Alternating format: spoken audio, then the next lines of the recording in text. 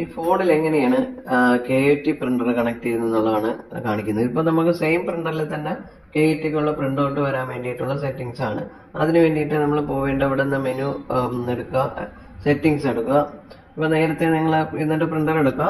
ആ പ്രിന്റേഴ്സിൽ നേരത്തെ ആഡ് ചെയ്ത പ്രിന്റർ നിങ്ങൾക്ക് അവിടെ കാണും. നിങ്ങൾ ഏത് പേര് കൊടുത്തിട്ടുണ്ടോ അതവിടെ കാണും. അപ്പൊ അത് ബില്ല് ചെയ്യുന്ന പ്രിന്ററാണ്. അത് തന്നെ നമ്മൾ സെലക്ട് ചെയ്യുന്നു.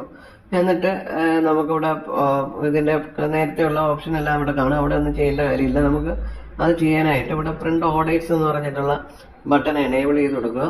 എന്നിട്ട് ഇവിടെ ഇപ്പൊ KP1 എന്ന് പറഞ്ഞിട്ടുള്ളൊരു ഓപ്ഷനാണ് നമ്മൾ ഇവിടെ ഉപയോഗിച്ചിരിക്കുന്നത്. അതെല്ലാം നമ്മൾ ലിങ്ക് ചെയ്ത് വെച്ചിരിക്കുന്നതാണ്. അപ്പൊ നിങ്ങൾക്ക് നമ്മൾ ഇതിനൊക്കെ ആഡ് ചെയ്ത് തരും. അപ്പൊ അത് നിങ്ങൾ വെച്ചിട്ട് ഇത് ഓൺ ആക്കി കൊടുക്കുക. എന്നിട്ട് സേവ് ചെയ്ത് കൊടുക്കുക.